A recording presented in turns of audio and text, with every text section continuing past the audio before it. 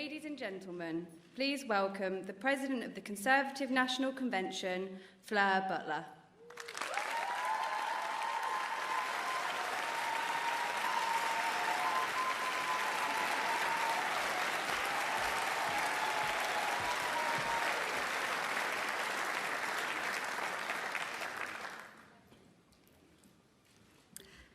Ladies and gentlemen, Conservative members and friends, I am Fleur Butler, the elected President of the Conservative Convention, and it gives me great pleasure that this also means I am your conference chairman for 2022. Welcome.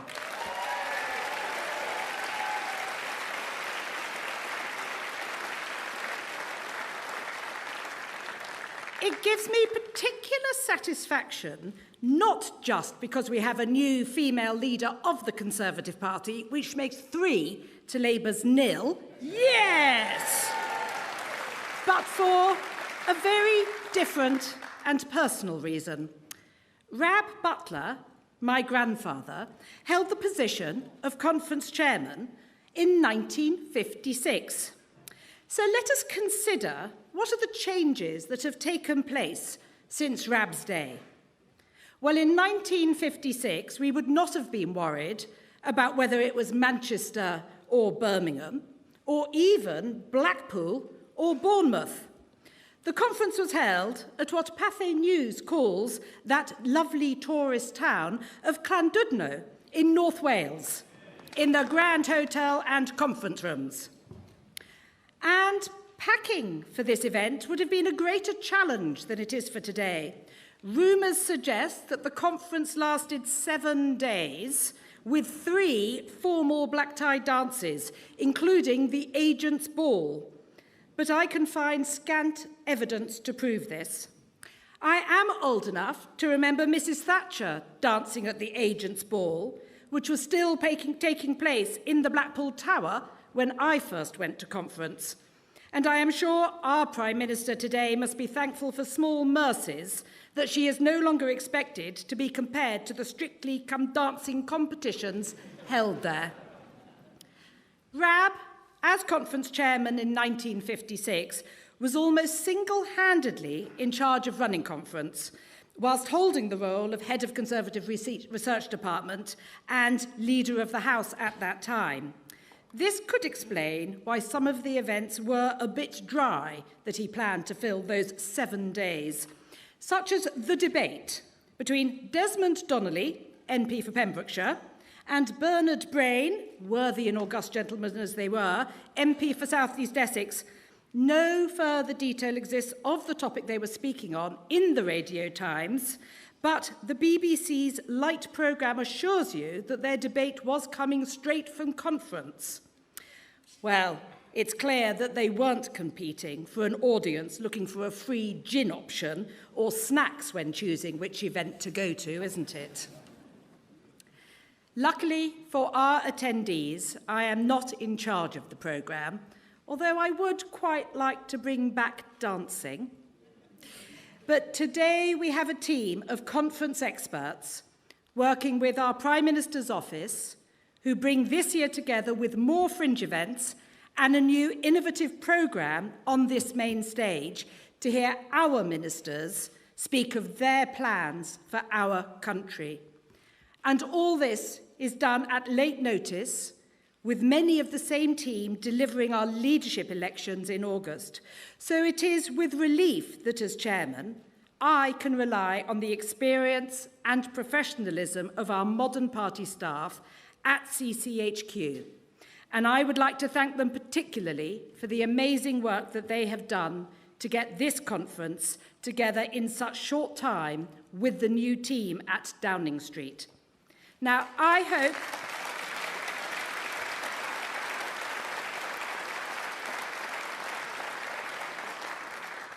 hope you will all have a good time and welcome to Conference 2022.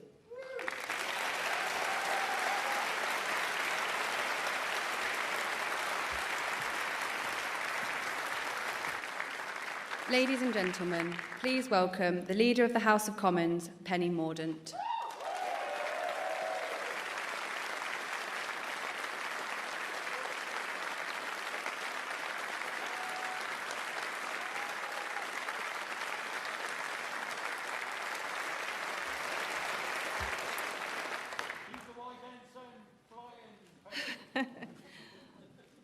Royal Navy's in. It's been just 3 weeks, just 3 weeks, since we lost Her Majesty the Queen. As we face new challenges without her, we would do well to keep her in our thoughts.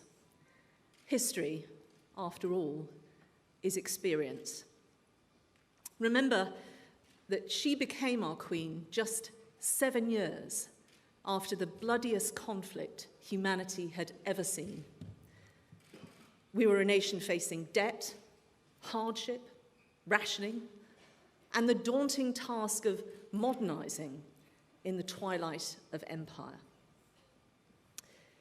It was said of the King's death that Britain had lost its balance wheel, that part of a watch which moves the hands forward, which keeps the beat, which keeps things steady. The world witnessed a young woman, pale with grief, pledge her whole life to our nation's service. Doubt and despair gave way to hope. Her pledge turned out to be a shining gift to the world. She saw us through change and challenge, constitutional crisis, conflict, COVID.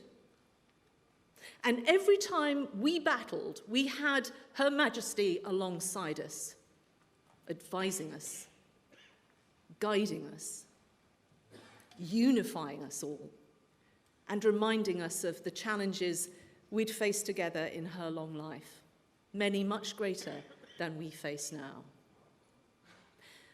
Her gift was calmness, confidence, courage.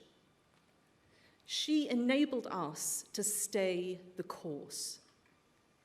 And she gave us a common bond and a common goal between us all, between nations, beyond politics, for prosperity, for security, for unity, for a united kingdom.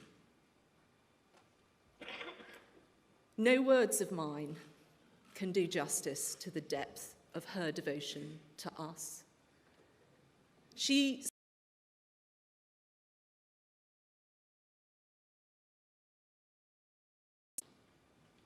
And her passing was felt deeply in every place on earth because it reminded us of our own grief for loved ones we'd lost, because she had shared her family with us. You see, crowns are not made of precious metals and jewels alone. They are mostly made of duty and love. So when she died, we carried her on a river of love, from Balmoral to her final resting place at Windsor. Its tributaries weren't just pageantry, they were personal. There were the guards of honor from tractor drivers and horse riders. There were the crayoned drawings attached to railings and carpets of flowers and an enormous amount of cling-wrapped marmalade sandwiches.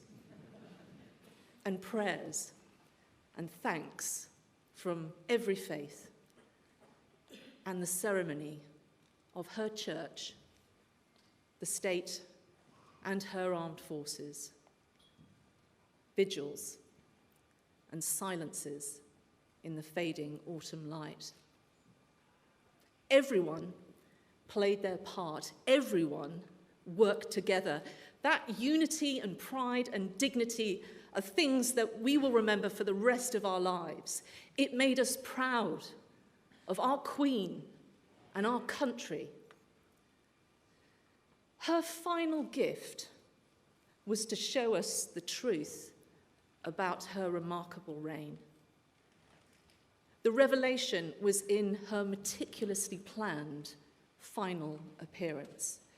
You see, our late monarch did not stamp her personality on the nation. She was the one shaped by us, by all of us, her people. The stoic, dignified, kind, patient, dutiful, queue-loving British people. That's why she was the best of us. As we mourned, we leaned on our constitution, on our traditions, and on our planning. We saw the pride, the people, causes, and organizations she cherished, and that this nation was the cradle for, many of which were represented in her funeral procession. And we saw the values that bind us, because they were embodied in her. And we calmly got on with it, cheerfully facing change and challenge. And we coped really well. An entirely new government was formed. Strike action of both the rail dispute variety and the football variety was cancelled.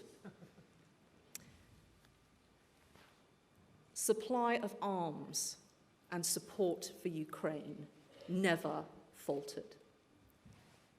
We kept calm and we carried on, because that is what great people and great nations do. We're not measured in triumph, we are measured in challenge. And in that final journey, she brought us together again. She made us realize that duty and sacrifice and tolerance and above all love are everything to the British way of life. But most of all, we were filled with good wishes for our new king. He bears the same cross that she did, that all do that wear the crown. He will be our new balance wheel. He will be by our side in the new challenges that we face. We will face them together. We should not and we will not be daunted by them. We will remember our duty. We will continue to move things forward, to keep things steady, not to miss a beat, and to bring hope. Do not forget what she taught us. Do not forget what we must do. Do not forget who we are. Thank you all from the bottom of my heart.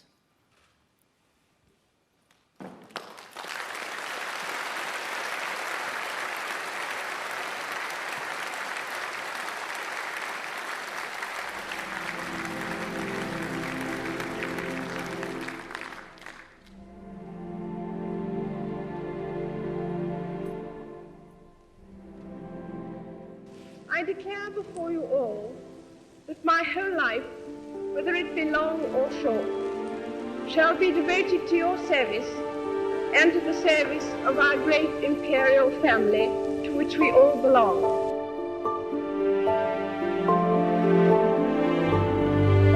We will be with our families again. We will meet again. This is BBC News from London. Buckingham Palace has announced the death of Her Majesty Queen Elizabeth II.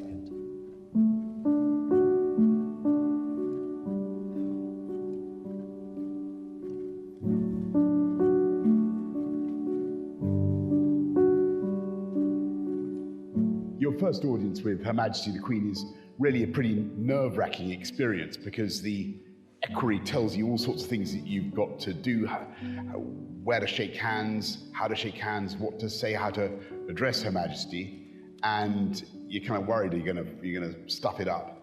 But after a few moments, it becomes incredibly informal, and she's brilliant at asking questions that elicit a great torrent of stuff, and there's a lot of laughter. There certainly was with the audiences that I had. Sadly, and rightly, I can't tell you what she said or what we said, but there was a lot of laughter. Well, of course, this was taken at my first audience, because my first audience was the one when I went to the palace and the Queen invited me to form a government. And at that moment when you walk through the door and you have that first audience, it becomes real that you are Prime Minister, you're taking on this privileged position, but also this responsibility. But Her Majesty was so good at putting everybody at their ease. And both that audience and the audiences I then went on to have with her subsequently, they were conversations. She was incredibly well informed, had immense experience, knowledge and wisdom. And it's a moment in the week when you're away from the hurly-burly of politics and you can actually sit down with somebody with experience and wisdom, knowledge and understanding and have that conversation about the issues of the day. Well, my first audience was pretty extraordinary because, of course, we had a hung parliament. The Conservatives were much the biggest party after a great election victory in 2010. But when I went to see Her Majesty, I had to ask, I'd like to form a government, but I can't tell you exactly what sort of government it's going to be because Gordon Brown had left Downing Street and the coalition hadn't quite been put in place. So I think although she had seen Prime Ministers come and Prime Ministers go, I think this was probably the first time someone had said, I can't tell you exactly what the government's going to look like, but I will form one. Well, the first audience was surprisingly relaxed. I expected it might be a little distant, a little difficult, but it wasn't. I was greeted at the door, I was introduced to the Queen, we sat down in 2 chairs. There was absolutely no one else present except a large ring of corgis, most of whom were well behaved, but not invariably on every occasion. And that was it. There was no private secretary, no notes. And it was just a conversation. Nothing was barred, nothing was out of court. Everything was discussed. And if the Queen wished to raise subjects, she did. If she wished to respond to what I was telling her, she certainly did. And I found it both very cathartic, very interesting, and something, frankly, that one looked forward to each week. It was an extraordinary treat to be able to go to Balmoral every year for 6 years. And one of the best parts was when, in the evening, you'd get into Her Majesty's car, a Range Rover, and she would drive at breakneck speed up the hill and onto the moor, and there at a sort of converted bothy, an old cottage on the hill, would be the Duke of Edinburgh with a barbecue he'd built himself, barbecuing grouse for your dinner. And I'm not making this up. You sat down and Prince Philip and Her Majesty the Queen served your dinner and cleared it away and washed it up while you sat talking with the other guests. And I remember, I think it was sort of year 5, I thought, well, I now surely can help, and got up and put on the marigolds and started doing the washing up. And I remember Her Majesty saying, what on earth is the Prime Minister doing? I'd broken with the protocol and rapidly sat back down and did what I was told. The UK hosted the Commonwealth Heads of Government meeting in 2018. And we were very fortunate. Her Majesty was at the opening ceremony in Buckingham Palace, and she was also willing to open up. She very kindly opened Windsor Castle up for us to have some of the part of the meeting. One of the events that I remember was we were having a meeting at Windsor Castle, we were having a lunch, we had a reception before the lunch. Nobody apart from myself and 1 or 2 officials knew that Her Majesty would be coming to that reception. She walked into that room and immediately the atmosphere changed. There was this huge sense of love and respect for her, and people wanted to talk to her, and she just had lit the room up.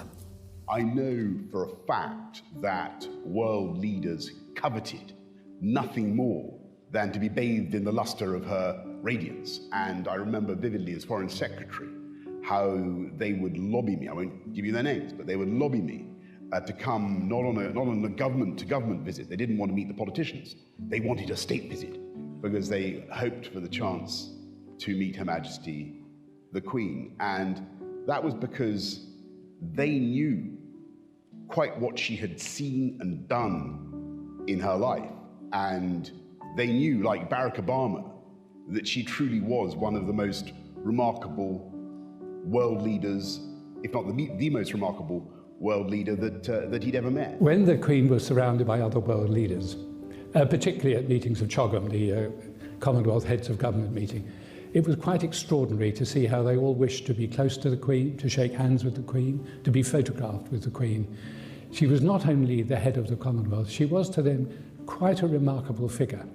It is absolutely and completely impossible to imagine they would have reacted that way had we been a republic and had the head of our state been a president. It was the magic of the monarchy and the magic of that particular monarch that made such a remarkable reaction from people. I think her greatest legacy is demonstrating just what a brilliant model our constitutional monarchy is. She was an extraordinary symbol of national unity. She brought the country together, but she also did so much to represent and symbolise Britain abroad. And that was really based on the fact that she was so true to her word when she was in her 20s and said, whether my life be long or short, it will be dedicated to your service. She fulfilled that in every year and every month and every week of her reign. I think the extent to which she was a very human being was most beautifully illustrated when she sat alone in her seat at the funeral of the Duke of Edinburgh. It indicated to the extent that behind the monarch, behind the pageantry, behind the majesty of the throne, there was a family, there was a human, there was a marriage. And the Queen faced exactly the same difficulties in her private life as everybody in this country can imagine in their own lives. And that particular poignant picture is one I think that will remain in my mind for the rest of my life, and I think will remain in history too. One of the striking characteristics of Her late Majesty was her devotion to duty. She gave a selfless life of service, and she'd committed to when she was 21. At just the age of 21, she said she would devote her life, however long or short, to our service, and she did that. And in a world of, if you like, celebrity and sort of people wanting to grab the limelight, she was very humble as well. And I hope that there will be a legacy for the country of more of a sense of the importance of service and duty.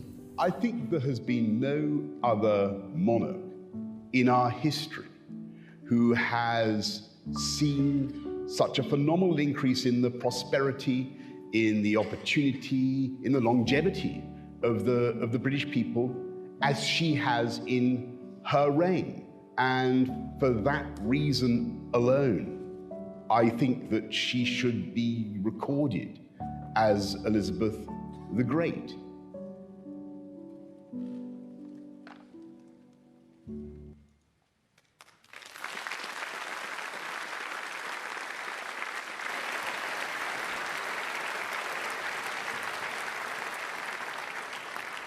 Ladies and gentlemen, before we sing the national anthem, would you join me in standing, if you can, for a minute's silence to remember Her late Majesty, Queen Elizabeth II.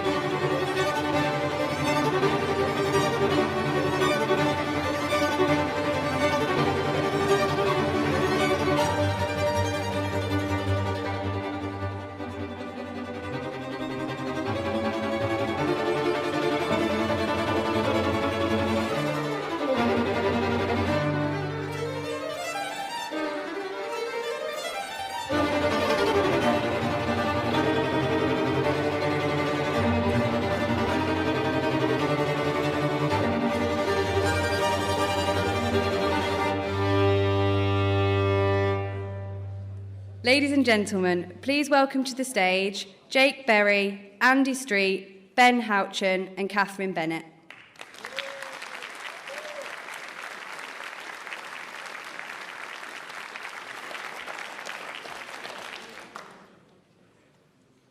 Ladies and gentlemen, welcome to Birmingham and to the West Midlands.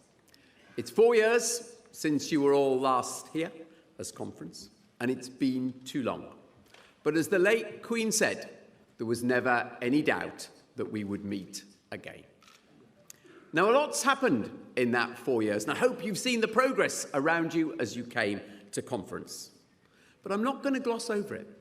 It's been a pretty difficult time for this place, this region. Before the pandemic, we talked about the strongest economy outside London. But as the manufacturing, the exporting, the conferencing capital of the UK, it's no surprise it's been very difficult. But the good news is that with incredible resilience, teamwork, and that Brummie ingenuity, we are bouncing back. And the best evidence of that bouncing back is, of course, our wonderful Commonwealth Games this summer.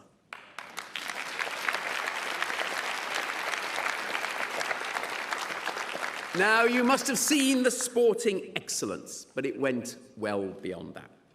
We told our story through the Games, or more precisely, through a giant, clunking, mechanical bull.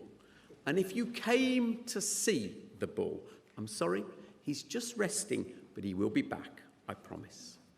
And we told our history, which hasn't always been an easy history, through our wonderful opening and closing ceremonies, where a young Pakistani woman who found sanctuary here and an ageing rock star were the real star turns. And we told our story of welcome, of diversity, of togetherness, and we told the world of our comfort with ourselves. It was a Games of new jobs, new businesses, new investment, and it was a Games that in the main was funded by our Conservative government. And I do want to say a big thank you to Theresa May, because it was her who gave us our chance. I hope we seized it and delivered for the city, the region, the country, and the Commonwealth.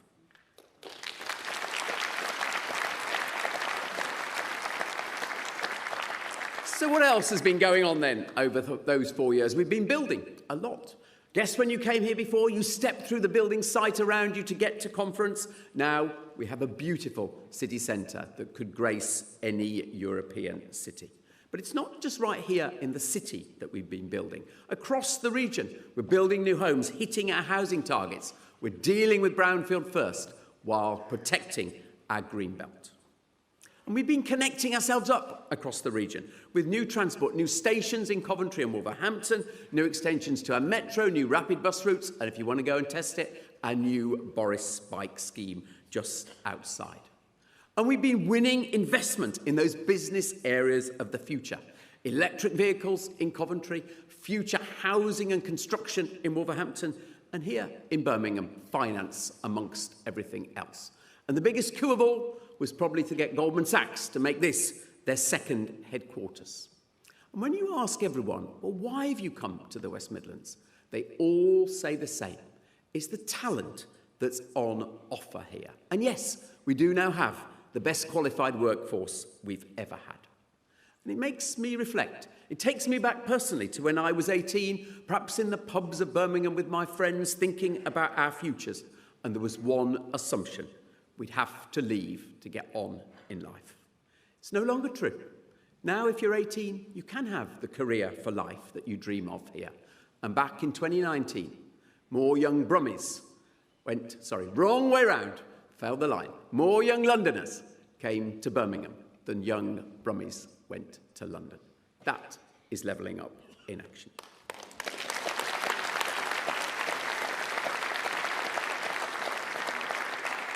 And of course, we've been tackling net zero. That continues to be the defining challenge of our era. So we're busy electrifying automotive, decarbonising transport, and of course, retrofitting our homes. And the most recent announcement, the first net zero neighbourhood here in Dudley. So the big question is how's all that come about? How have we made it happen? And the simple answer is about working together, about collaboration.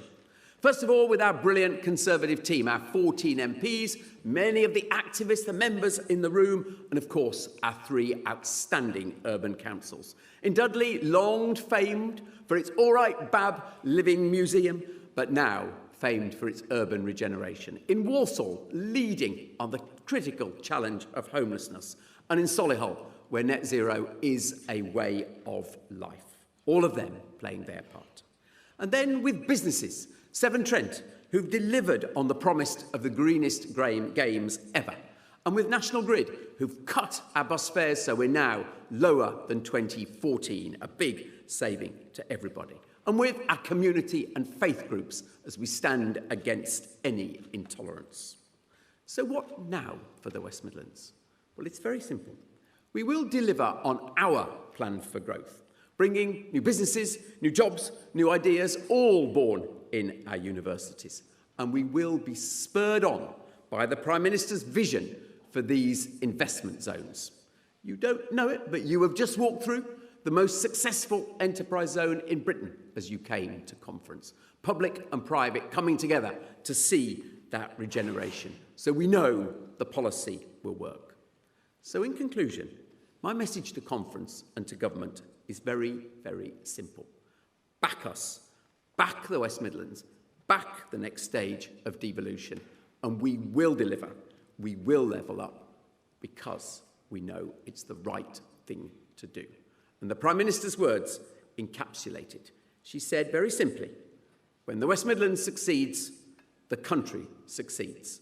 That's right. We look forward to working together to do just that. Thank you. Enjoy Birmingham. And I'm very pleased now to introduce the chairman of our party, Jake Berry.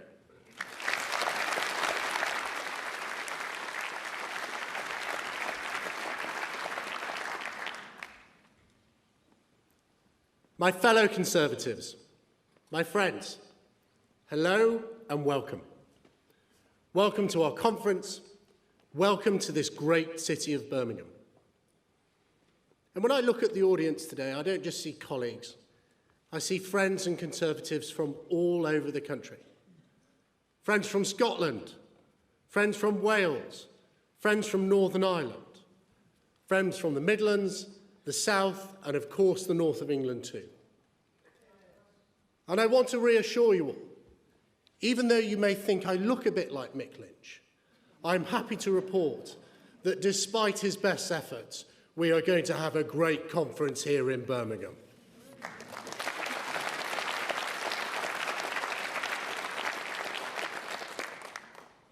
Now, we know it will take more than a union baron to stop the Conservative Party delivering.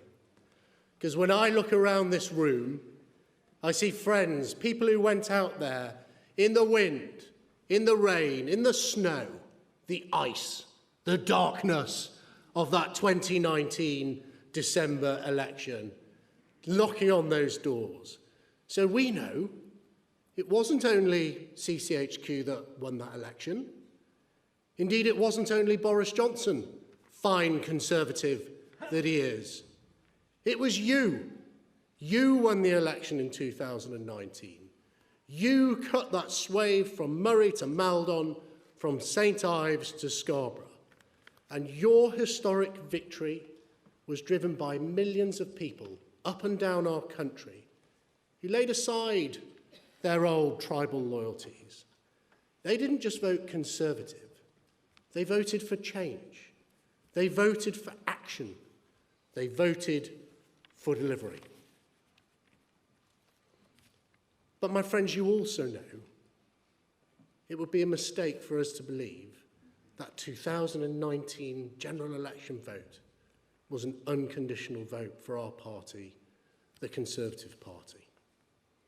And if we're going to hold those gains, in fact, if we're going to build on those gains and win the next election, we know it's time to deliver, deliver, deliver. And let me tell you, our new Prime Minister knows how to deliver. Liz Truss is a woman of action. Conference, as Margaret Thatcher told us, in politics, if you want something done, you ask a man. Sorry, if you want something said, you ask a man. If you want something done, who do you ask? You ask a woman.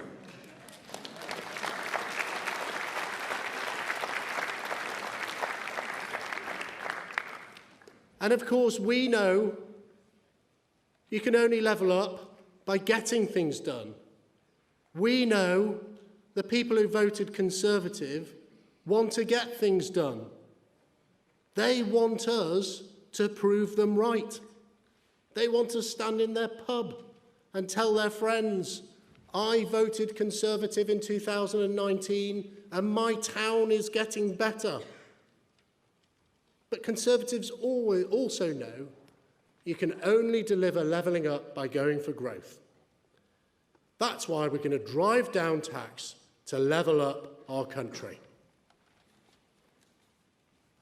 But if we're going to win that historic fifth term in government, I'm sorry to tell you, it's going to take a lot of hard graft. I'm going to be meeting with you again on the doorsteps of our cities, of our towns, of our villages. In fact, all over this great country, we will show that we have repaid that vote of trust, that vote of thanks and that support for the Conservative Party by uniting and levelling up our country. Now, I know we can do it. In fact, more than that, I know you can do it. So, conference, levelling up, it's a team game. Government can't do it on its own. It's a partnership between civic leaders and businesses. And that's why all of the Conservative councillors sat in this hall today are so important to our party. We are going to work with you all, those strong local leaders, because you are the ones who will deliver levelling up. And it's now my pleasure to introduce someone who has delivered time and time again. In fact, the embodiment of one of those Conservative-minded civic leaders who is getting on and delivering for our country. Ladies and gentlemen, let me introduce to the stage Ben Houchin. Thank you.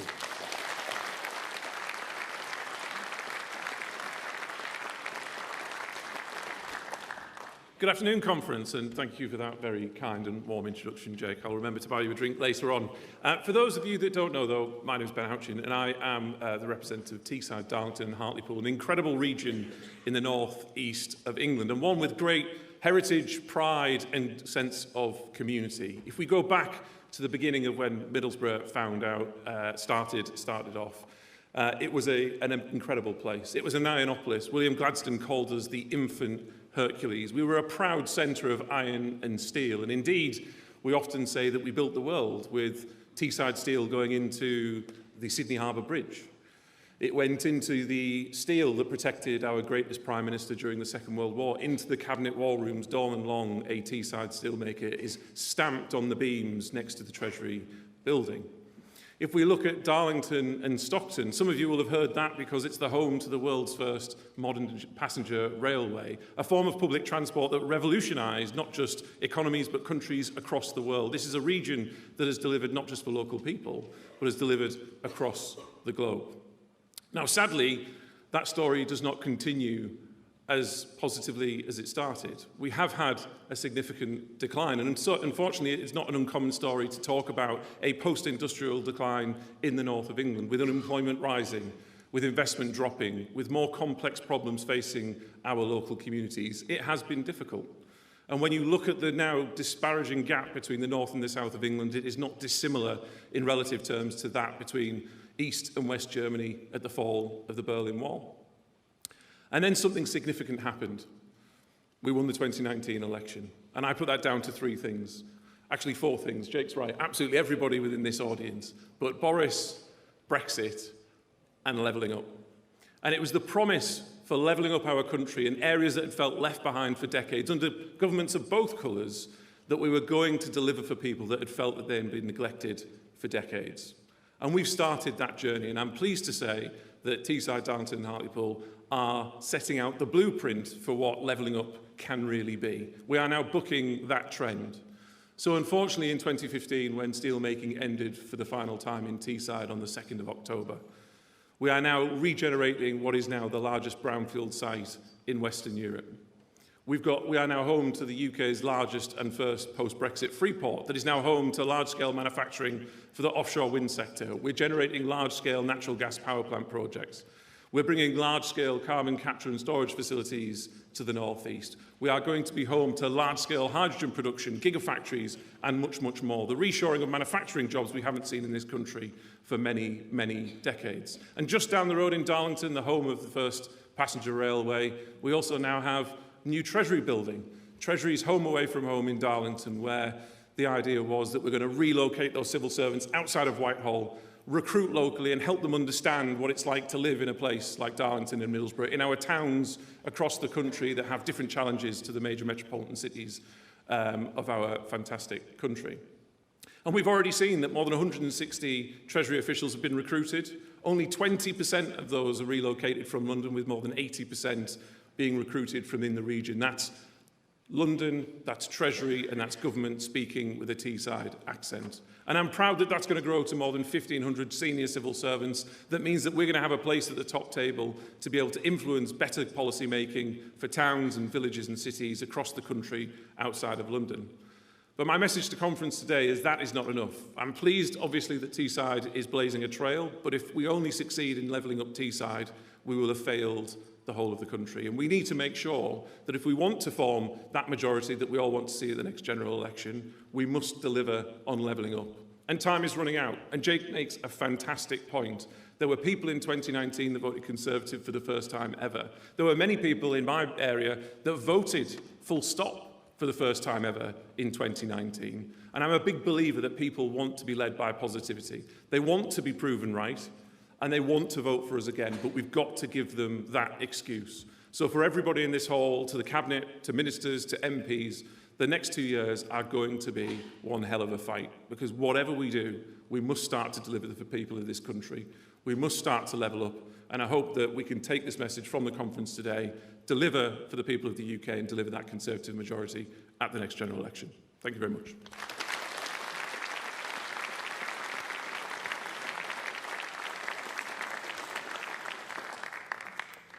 So, two great speeches. Thank you, Andy and Ben, for that sort of rousing, rallying cry. But first, I want to talk about the role of business in Level Up, because I think everyone in the speeches mentioned the partnership between government, business and civic leaders. Do you think the voice of business is heard loud enough when we're discussing levelling up as politicians? Thanks, Jake. I think one of the most interesting things about levelling up is the diversity across the different regions. We've just heard two great speeches from wonderful elected leaders, but in some regions, actually, a different construct is needed, and I think that's one of the great strengths we have in this country. So some of you may wonder who I am. I'm the chair of an organisation called the Western Gateway, which was set up literally just before the last general election. I'm a business person, so I was asked to chair it from a business perspective. But you're right, Jake.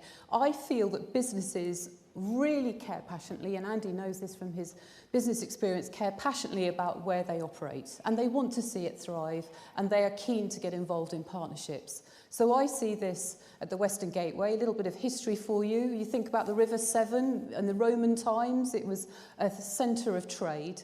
And they also say imitation is the sincerest form of flattery. So we're trying to emulate the Northern Powerhouse. So obviously we had COVID, so we're not so high profile. But just a quick summary for you about who we are. So we stretch from Swansea to Cardiff on the southeast Wales side, and also from Weston-super-Mare up to Tewkesbury and Cheltenham, and then across to Swindon and different parts of Wiltshire, which is where I have the honour of living. And it's a really important economic community. Many people commute across the bridges or use the train lines across these two major conurbations, which are largely bounded in the two great cities of Bristol and Cardiff, so great economic powerhouses in themselves.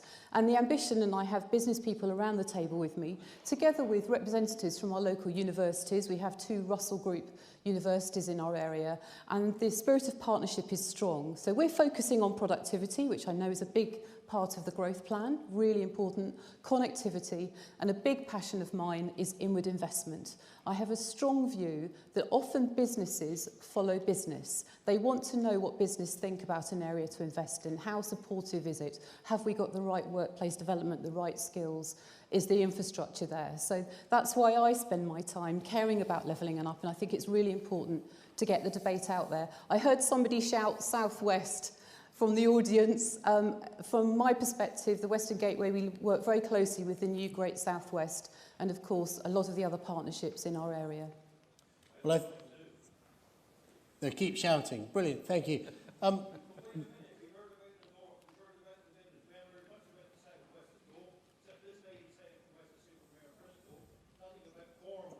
Well, thank you, sir. I'm going to come on to talk to Andy to ask, really interesting, thank you for that. We hear about the collaboration between business, government and civic leaders, but I think the great thing you picked up are the two Russell Group universities. How are you working with the great sort of academic institutions here in Birmingham, Andy, to drive forward your ambition? I'm glad you've asked me that question, Jake, because you know when you're against the clock in one of these speeches, you think, who am I going to cross out? And I crossed out the universities, and there'll be people in this room saying, you missed us. But the answer is they are absolutely critical to our future. If you think, I'll give you two examples so it isn't just theory. If you think of our prowess here in the automotive industry, and as that is changed, Warwick University through the Warwick Manufacturing Group, which is part of the catapult system, they are really doing the thinking of the ideas that then gets converted by small companies and ultimately big manufacturers into the successes of the future. So critical. But then a sector that we are maybe less well known for, if you take the med tech sector, an area where we really want to grow. University of Birmingham has a fantastic medical school, arguably, and I'll get myself into debate here, the best in the country. But we haven't quite commercialised it in the past. So that's what we're trying to do now, the spin-outs of that growing and becoming the businesses of the future. And indeed, down in South Birmingham now, there is a huge development driven by Bruntwood private capital with the university, which is providing the labs where those innovations will come to market. It's almost a model like Boston in the USA. That's who we're trying to beat. Fantastic. Well, I think you may also be trying to beat Teesside University, somewhere Ben and I have visited together. Ben, tell us a bit about Teesside, which also has a real specialism in materials, which is what you and I went to see together, which is absolutely vital to drive forward the wider economy in your area. It is, and fundamentally, if we want to level up, we need to unleash the power of business. That's what it comes down to, and Catherine's involved with the Centre for Processing Industries, CPI, based in Darlington, with strong links to the Midlands engine. And you know better than anybody, Jake, and kind of to address the gentleman's point about the Southwest as well, you know, we talk less and less about the Northern Powerhouse, don't we, than we used to, because we recognise, actually, yes, the North absolutely needs to be levelled up. We need to get rid of that wage gap. We need to make sure that GDP is relative, because if the whole of the UK succeeds, then that's better for UK PLC as a whole. But we talk less about the Northern Powerhouse and more about levelling up, because we also recognise there are other areas of the country outside of the North, just like the Southwest, that absolutely require as much levelling up as places like Teesside. And actually, there's a great comparison, because arguably two of the most deprived areas in the country are Teesside and Cornwall together, which shows that the only way to be able to bridge that gap in wages, in GDP, and investment is through unleashing the benefits of the private sector. Now, in Teesside, we have our own specialisms. We're very much looking at things like biologics. We're doing lots around large-scale manufacturing, as I touched upon in my speech, that really we haven't done in this country for a long, long time. And there is a fantastic organisation called the Material Processing Institute, which is actually a spin-out of former British Steel, which is doing some fantastic work on things like graphene, on carbon fibre, on new ways of making steel. I mean, they're already partnering again back, strangely, with British Steel on how to green steel with electric arc furnaces, hydrogen technology, carbon capture and storage. And actually what we're finding is these industrial areas like Teesside, of which there are others in Jake's patch in the northwest as well, we're often the home of where a lot of these technologies are going to solve, for example, our decarbonisation issues and the reindustrialisation issues that we face. So absolutely, we've got a lot of fantastic institutes, but we need to make sure that we unleash that potential, and that requires really the backing of the government and no deprioritisation of the levelling up agenda, which really, like I say, next to Boris and Brexit, was the thing that delivered that incredible majority in 2019. Thanks, Ben. I'm going to pick up on something I said it and you said, and the reason I said it is because I pinched it from you. Ben gave a brilliant interview. I thought, right, I'll pinch that. You talk about us having been lent votes in all parts of the United Kingdom. We saw the biggest Conservative majority for decades. But in order to retain that support, people need to feel levelling up in action in their area. What does it look like in the Teesside, in the southwest, and then lastly in the West Mids? I mean, I'll speak from a Teesside point of view, and I'm sure Andy and Catherine will give their view. I mean, Teesside and large parts of the north are much further behind other parts of the country, as is demonstrated by all of the metrics. And so what levelling up means to us is very different to what it means elsewhere in the country. I mean, people talk about wanting metros, they want tube stations. London wants another £4 or £5 billion to support its public transport system. It would be quite nice to have a bus service full stop. I mean, there are parts of my community that just don't have any public transport.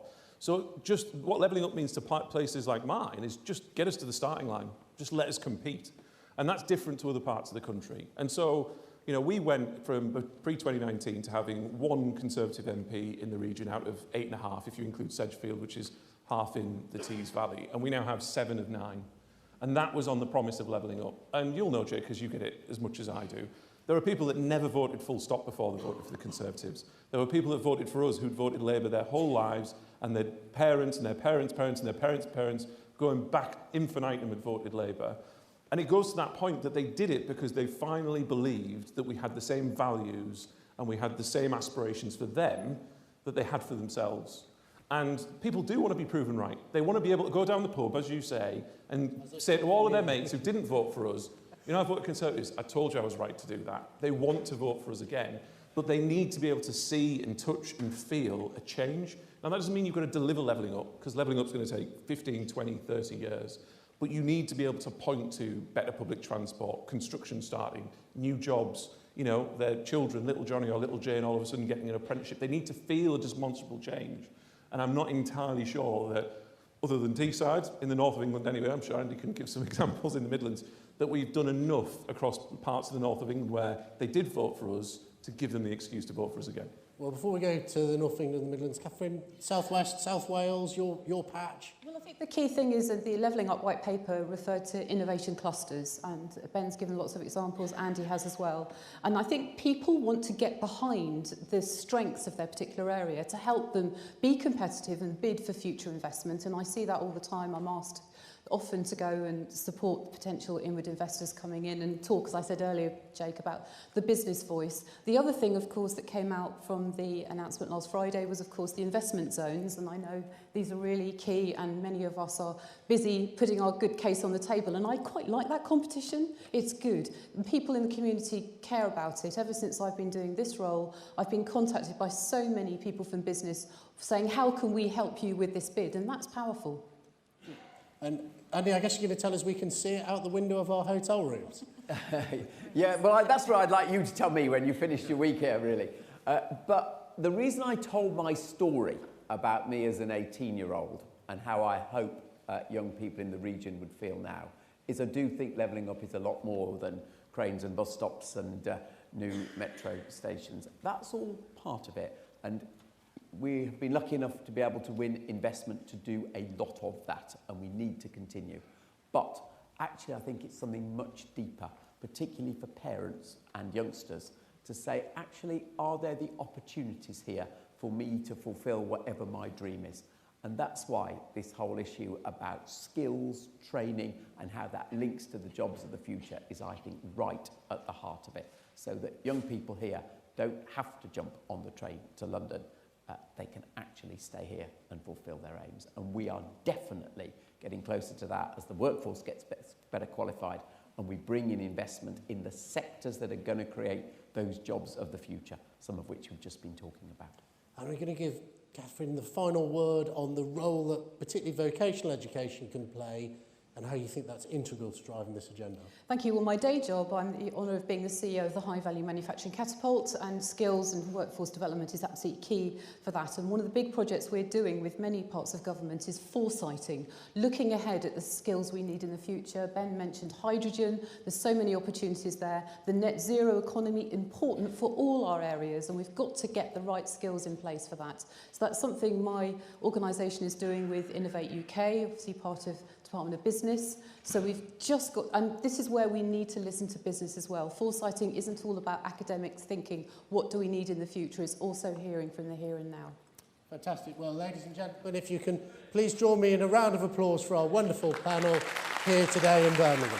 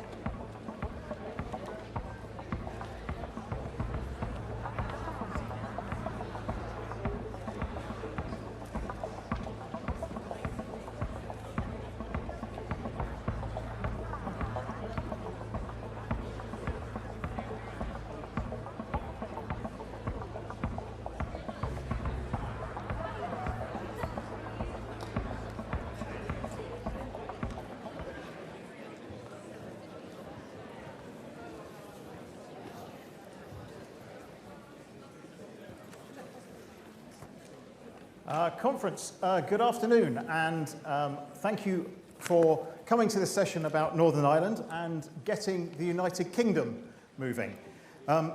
It's a pleasure to be with you all here at conference, and an honour to have been appointed Secretary of State for Northern Ireland not so long ago. I and my fellow ministers have immense pride in the fact that we represent the government in such a special part of the United Kingdom.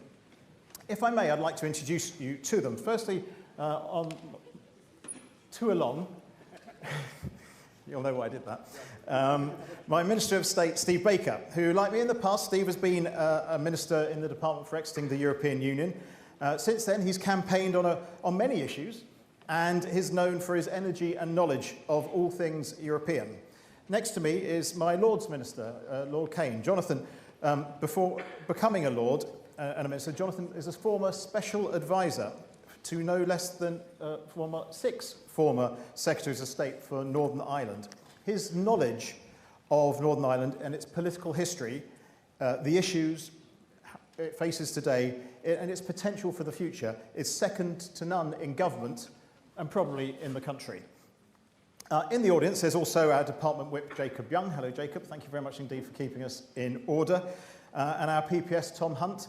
Thank you, Tom, for my first day. I had questions after 12 hours of being in the job, and Tom helped me very much prepare for those. So thank you, Tom. And our 2 special advisors, Louis Flood and Victoria Hewson. So thank you as well. We may be a small team, but we have some bold ambitions to deliver for the people of Northern Ireland, and we are ably assisted by some excellent officials in the Northern Ireland office, who I'd formally also like to thank, even though they can't be with us today because they're civil servants. Northern Ireland is facing a number of issues that need resolving, not least of which is the fixing of the Northern Ireland Protocol, restoring the power-sharing institutions at Stormont, and developing a thriving, open economy. And we're going to talk about some of those things at this point in time. But we should all remember, though, that other issues have dominated Northern Ireland's history, certainly in my lifetime. Indeed, delivering for Northern Ireland would not be possible, delivering anything for Northern Ireland would not be possible without the peace and stability brought about by the Belfast Good Friday Agreement. Now, many of you will recall how Northern Ireland was once a place blighted by conflict and sectarian tensions, but that has changed since the signing of the agreement.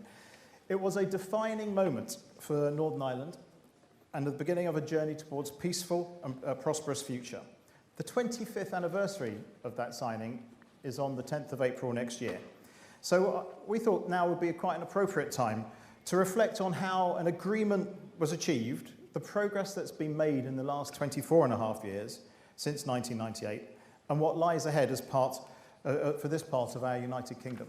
But to kind of set the scene and give it a true, not historical context, but a contemporary context, can I hand over to you, Jonathan? Thank you very much indeed, Secretary of State Chris, and thank you for those very kind words of introduction. I think you're absolutely right that the agreement that was reached on the 10th of April 1998 was an absolute landmark, not just in Northern Ireland, but in the history of these islands. It helped to bring an end to 3 decades of violent terrorism, which had claimed something in the region of just over 3,500 lives. When I first started working in Northern Ireland in the late 1980s and early 90s, we were experiencing around about 100, somewhere in the region of 100 deaths a year due to the security situation. Notwithstanding the current threat that we still face from a small number of dissidents, the security situation has been completely transformed. One of the other great achievements of the agreement was that it ensured that the future of Northern Ireland would only ever be decided by democracy and consent, the so-called consent principle at the heart of the agreement. And that means that so long as the people of Northern Ireland, a majority of them, wish to remain part of our United Kingdom, and I think we as Conservatives and Unionists hope that that will always be the case, then Northern Ireland's position within our union is guaranteed. The agreement itself is based upon 3 strands. The first strand, internal Northern Ireland, second strand, north-south, and the third strand, east-west, the bilateral relationship between the United Kingdom and the Republic of Ireland, or as we call it these days, just Ireland. And the beauty of the agreement has been its ability to accommodate difference within Northern Ireland and on the island of Ireland, but to enable people to work together to build a better and shared future for all the people who live there. And it's absolutely right to say that the agreement has been the bedrock of all that has been achieved in the past 24 and a half years. We all know that the agreement was reached under a Labour government in 1998, and I think it's fair to acknowledge the role that Tony Blair and his ministers played at the time. But it didn't come out of nowhere, and it was the result of many, many years of painstaking efforts and negotiations and discussions. And I remember particularly my former bosses, Peter Brook and Patrick Mayhew, and also the work that John Major did to pave the way for what happened in 1998. And I think at this conference, it's also fitting that we remember my good and dear old friend and former Conservative colleague in the House of Lords, who sadly died in July, David Trimble, Lord Trimble, for his courage, leadership, and the sacrifice that he made for the people of Northern Ireland to build a better future. My final point on this would be, we do rightly acknowledge the contribution of politicians to what happened in 1998 and subsequently, but let us never forget that without the gallant service and sacrifice of the Royal Ulster Constabulary and our armed forces, there would never have been a peace process in Northern Ireland, and we should always remember the debt that we owe those people.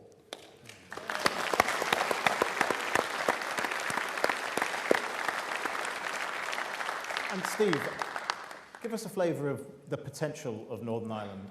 Northern Ireland turns out to it's continued to have that vibrant spirit of private sector entrepreneurship, which was long associated with Belfast. You think about the shipbuilding sector in particular. But today it's aerospace, it's software. To put it in context, I'm told software engineers are paid in Northern Ireland about the same as they're paid in London. It's an extraordinary thing because they're so good in Northern Ireland on fintech, on cryptocurrencies and on security. So there's an amazing, vibrant spirit of entrepreneurship in Northern Ireland. I've been amazed to see with the FSB and with Chambers of Commerce just how uplifting people are, how hopeful and how optimistic they are. I think when you meet a growing political centre ground in Northern Ireland, people who just want to get on with their lives and aren't too preoccupied with nationalism or unionism, those people have got an incredible spirit of get up and go, a spirit that we as Conservatives really recognise and will want to foster. So I'm really keen that we deliver investment zones. The Secretary of State has specifically tasked me to look at that. I've come up with, the department have come up with a list that we will propose, because of course it is devolved, we will propose it hopefully to new ministers if we're able to get the Assembly up. And then I very much hope we'll deliver at least 3 investment zones in Northern Ireland. I think that there's tremendous potential for Northern Ireland to be the best place in the world to invest. If there is access, as there should be, unfettered to both Great Britain in a single United Kingdom internal market and also to the European Union, then I genuinely believe that Northern Ireland can be the best place in the world to invest. And I think it will be this Conservative government which makes it so. But what we have got to do, we've got to get that executive and that Assembly back up and running. That means making progress on the protocol. Yeah. And to try and draw these, both the history and the context that Steve's just given together, we've got a number of small dilemmas currently in the Northern Ireland context. One is that there is no functioning executive. No, the devolved Assembly hasn't sat. It sat to give its respects to the late Queen, but apart from that, hasn't been sitting since the beginning of the year. And that causes all sorts of issues for voters and people in Northern Ireland, doesn't matter what their background or community, to try and get the £400 energy payments that we've made to everybody else in the United Kingdom to individuals in Northern Ireland is so much more difficult without an executive functioning and working. The health service in Northern Ireland is not delivering. Well, if I was a constituency MP in Northern Ireland, I think my mailbag would be full of people complaining about the waiting times and other things that is going on in the health service there, and a whole host of other things that would be better managed if we had a functioning executive. To get a functioning executive, we know that we have a bigger political fish to fry, and that is trying to find some solution to the Northern Ireland Protocol, that part of our renegotiated settlement with the European Union that certainly was not written in malice, certainly wasn't written to deliver some of the obstacles it has delivered to trade, but absolutely has delivered obstacles for people. Back at the beginning of the year, when I was in another role, I spoke with Marks and Spencers, who told me about the hundreds of different products that are not available to consumers in Northern Ireland that are available to the rest of us because of what they perceive the protocol does to their business. I spoke to a whole host of different consumer groups. They all believe that the protocol might work in different ways, but just is a hindrance to so many different sectors. And it is the obstacle that is stopping the DUP, the Democratic Unionist Party, from going into the executive following the election. So we know, for all very good reasons, that we need to have some sort of renegotiated settlement when it comes to the Northern Ireland Protocol. And I sat on a call on Friday with the Foreign Secretary and a European Commissioner, Maros Šefčovič, where these discussions reopened with gusto. And I hope, and maybe James might say something about this later in the week, but I hope that the mood music that many in Northern Ireland detect around the future of the protocol and what outcomes it might deliver will actually play its part in helping us find solutions to the issues that stop the DUP going into the executive, that allow the executive to function, that then move on public services in Northern Ireland and allow all the other elements that we need to get right for the people of Northern Ireland to be got right. So there's a lot going on before we even get to this really important anniversary, the 25th anniversary of the Belfast Good Friday Agreement. And it's as Jonathan outlined, and I'll try and put some more meat on the bone. I might ask you to help me. But there are 3 strands to that agreement. And we are constantly involved in institutions on the north-south strand. There's different conferences and meetings with Irish politicians to keep the north-south strand working.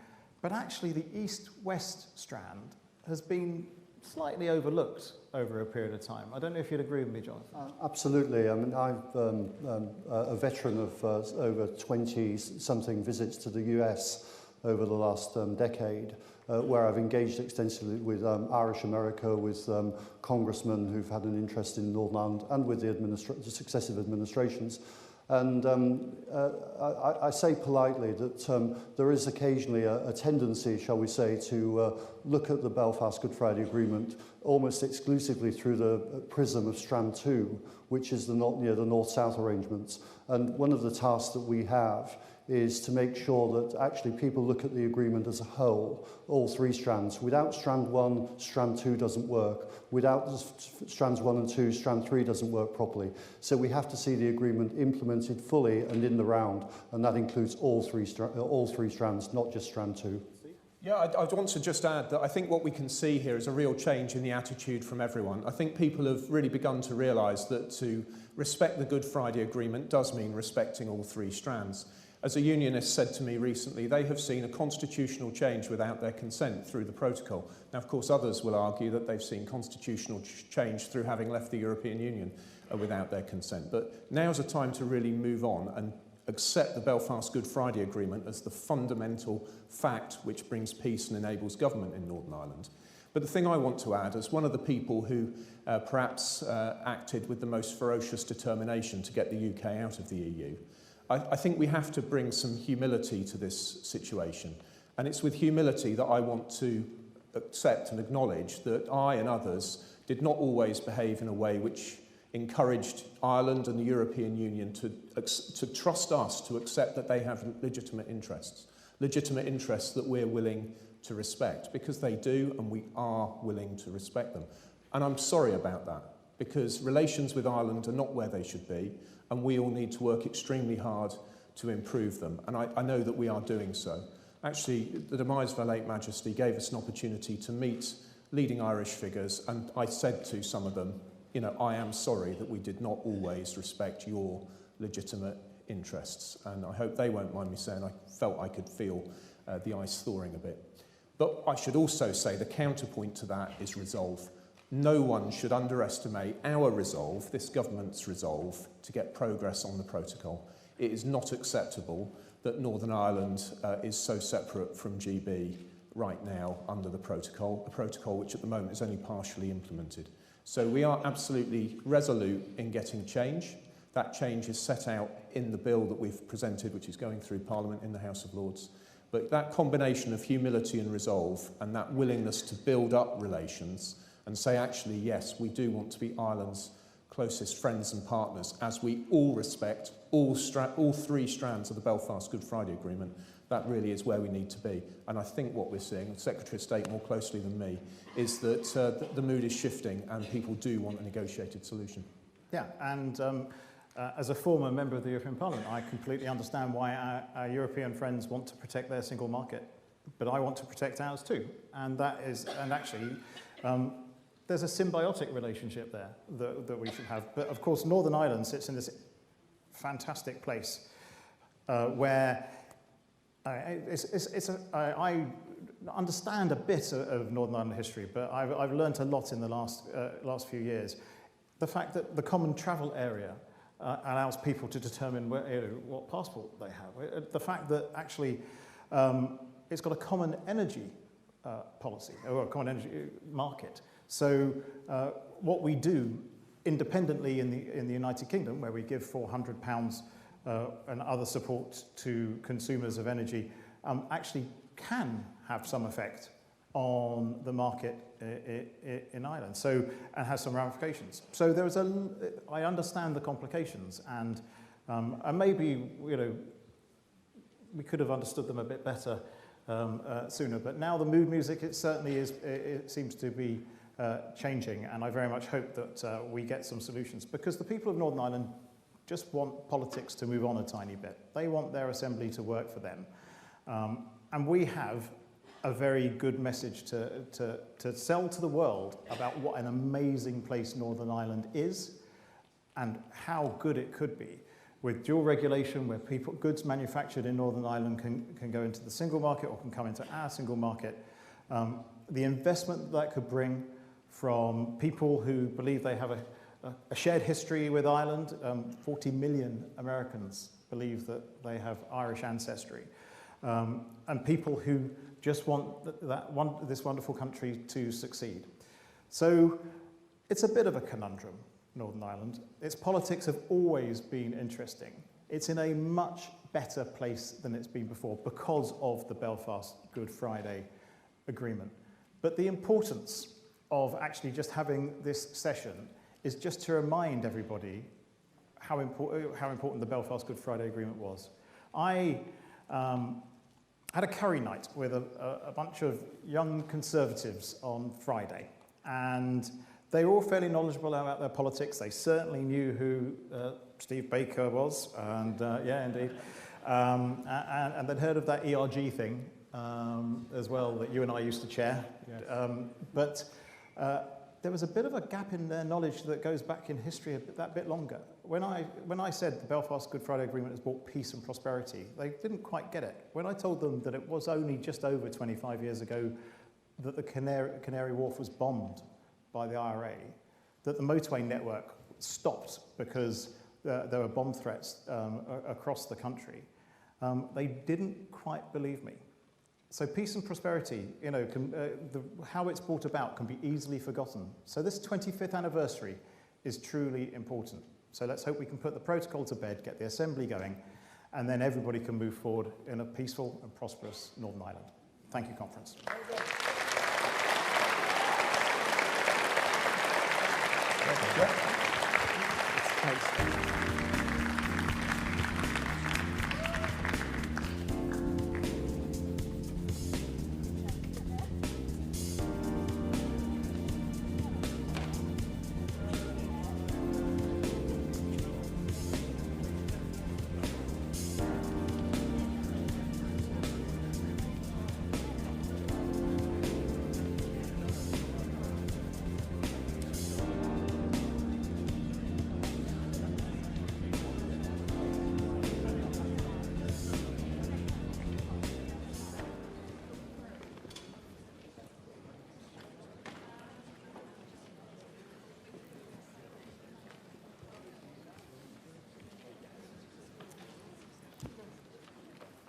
Good afternoon.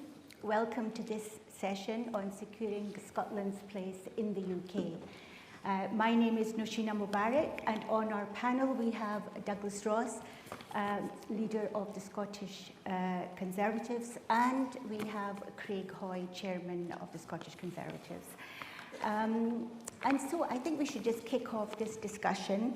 Douglas and Craig, how do you think Scotland benefits from being part of the UK? Well, we see it day in, day out, Nashina. We see the benefits of Scotland's place in the United Kingdom in good times and bad. And sadly, in recent years, there have been more difficult and challenging times. And if we just look at the COVID pandemic, for example, I know my constituents in Moray, individuals and businesses across Scotland, benefited in exactly the same way as individuals and businesses across other parts of the United Kingdom. The furlough scheme, for example, was a massive government intervention by the UK Conservative government that meant people kept their jobs in the most difficult of circumstances. It gave them the security they were looking for when times were extremely challenging. And of course, if we look at the self-employed income support, the bounce back loans, the support for businesses as well as employees, it was a massive fiscal intervention that was possible because Scotland was and is an integral part of the United Kingdom. And continuing with the pandemic, we got out of the toughest of restrictions, and sadly in Scotland at times they were tougher in Scotland than they were in other parts of the United Kingdom, but we were able to do that because of the world-leading vaccination scheme that we had. Vaccines that were procured and in some cases developed in the United Kingdom were available to people across the UK, in Scotland as well, which meant we could lift some of those tough restrictions we were living under for so long. So looking at that, you know, awful period for the country and the world, Scotland was helped through that because of our place in the United Kingdom. Is absolutely right. I mean, if you think about the vaccine programme, that really did illustrate the very best of British. I mean, it was the best of British science and innovation that meant we developed the vaccine. It was the very best of British trade and diplomacy that we acquired so much of the vaccine, not just for ourselves, but for the developing world as well. And it was the very, very best of British logistics that meant that we could use the 4 national health services of the United Kingdom and the British Army to roll the vaccine out. But it's not just in those exceptional times that we see the value of the union, because if you think about it, Scots, every man, woman and child in Scotland benefits to the tune of approximately £2,200 from the union dividend, and that is hugely, hugely important. It's something that we should stress to the SNP. But we also see the levelling up funding, putting money straight into Scotland's communities, and that's vitally important. And then also we look at sort of city and growth deals that are driving growth and innovation in the Scottish economy, and that's vital too. And then even look at it is the Ministry of Defence that's helping support the Scottish shipbuilding industry. So we've seen it in exceptional times, but we also see it every single day, and that's why we should continue to show that contribution that the union brings to each and every Scot. And it's also what Scotland provides to that union as well. This is a two-way street. Douglas Lumsden, one of our MSPs for the North East, is in the region and sat next to David Duckett. They both represent areas that are crucial to the oil and gas industry. Not Scotland's oil and gas industry, the UK's oil and gas industry. So important just now that we maximise our potentials in terms of gas and oil in terms of this energy crisis. Look at my own area again, Murray. You know, we supply more Scotch whisky than any other part of the country. So there is an awful lot of issues and matters that Scotland contributes to the United Kingdom as well. Thank you. Well, we heard a lot at the Labour conference last week about devolving more powers to the Scottish Parliament. What do you make of that? Well, let's remember it was the Labour Party that set up the Scottish Parliament, and there have been, since the Scotland Act of 1997 and the Parliament re-establishing in 1999, there have been a further 2 devolutions of more power to Holyrood. And that has not, I think, in any significant way dampened the enthusiasm of people who want to separate Scotland from the rest of the UK. If Labour think the answer to the problems of the nationalists wanting to divide us all over again is simply devolve more powers, then they're wrong.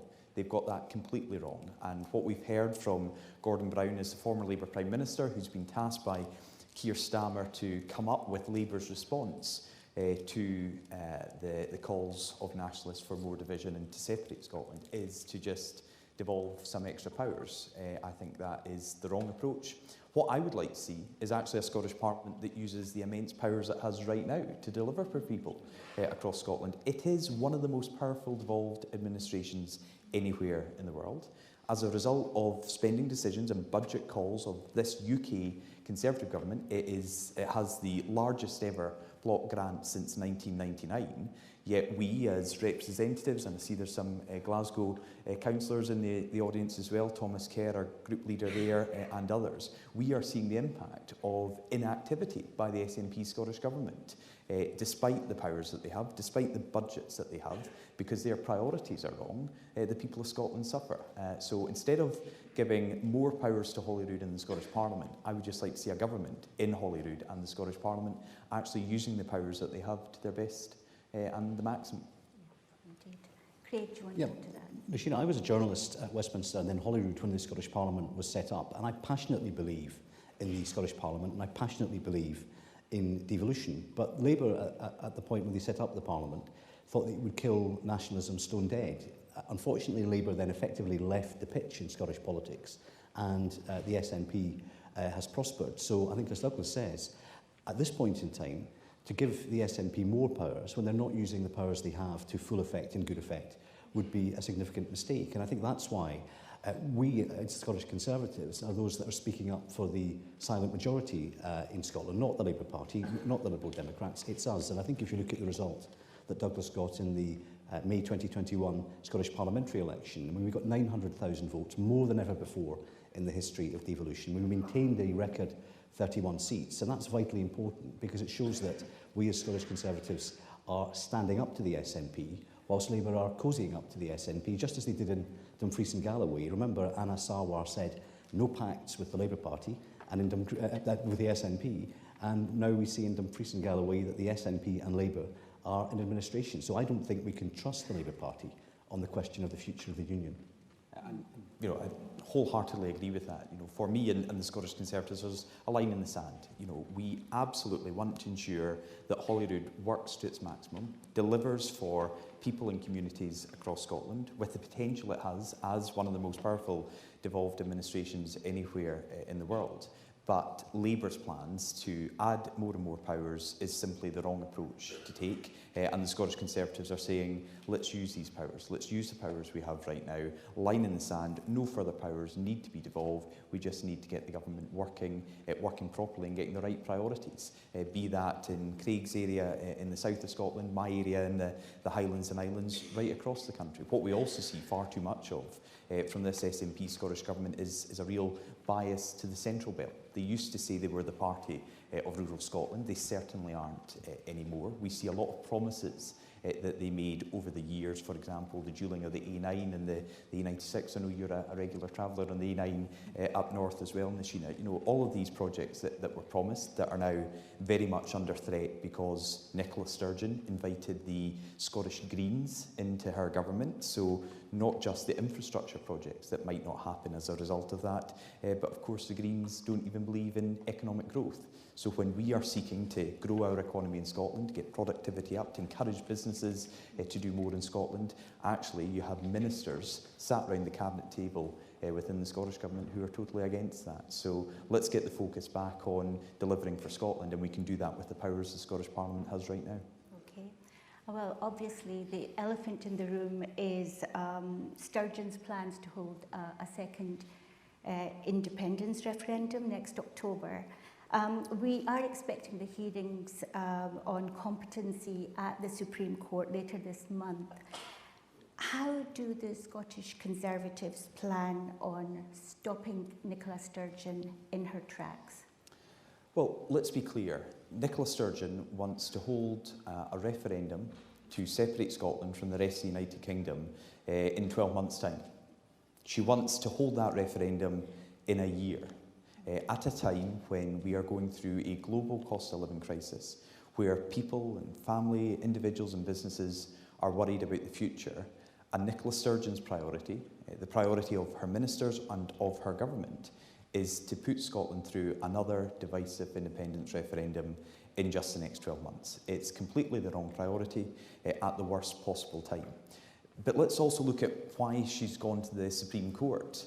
Her appointed Lord Advocate has clearly said to Nicola Sturgeon that there is not the competency within the powers of the Scottish Parliament to hold a referendum, quite clearly, because powers over constitutional matters are reserved to the UK Parliament. So Nicola Sturgeon is not simply taking her eye off the ball all over again by focusing on this issue. She's almost certainly going against the advice of her own most senior lawyer, and she is wasting time, resources, money and civil servants' input on another independence referendum when it could be and should be and must be focused on far more important issues than that. I think that issue of the Supreme Court, I mean, Nicola Sturgeon has not gone to the Supreme Court out of choice. She's gone to the Supreme Court out of desperation. And it's not just us as the Scottish Conservative and Unionist Party that are saying we don't want another independence referendum. It's the Scottish people. If you look at recent opinion polls, Scottish Scots, and including SNP supporters, are saying this is not the time for another independence referendum. We're coming out of the COVID pandemic. We've got huge economic challenges as we see. And in Scotland, we've also got to rebuild our public services, because after 15 years of SNP government, they have failed on schools, hospitals, roads, railways, ferries, competitiveness, jobs, and there's a huge job for them to do. So the people's priorities are to focus on all those issues, but yet again, Nicola Sturgeon wants to drag us back to the division of the past. But I think as Scottish Conservative and Unionists, we're on the side of that silent majority in Scotland, and I think it's vitally important that we articulate the case for the union, just as we're doing today, but to make sure that everybody sees not just our commitment to the union, but the contribution the union makes to them and to their everyday lives.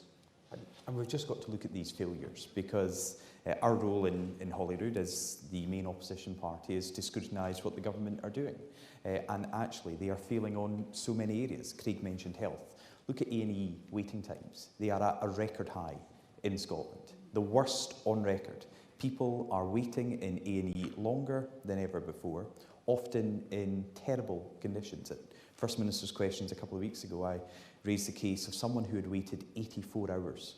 84 hours in A&E, in pain, in agony, desperate for attention. And it's not the fault of our outstanding frontline staff in the NHS, the doctors and the nurses, the staff at these hospitals. It's the lack of investment and the lack of prioritisation by the SNP government on this crucial issue.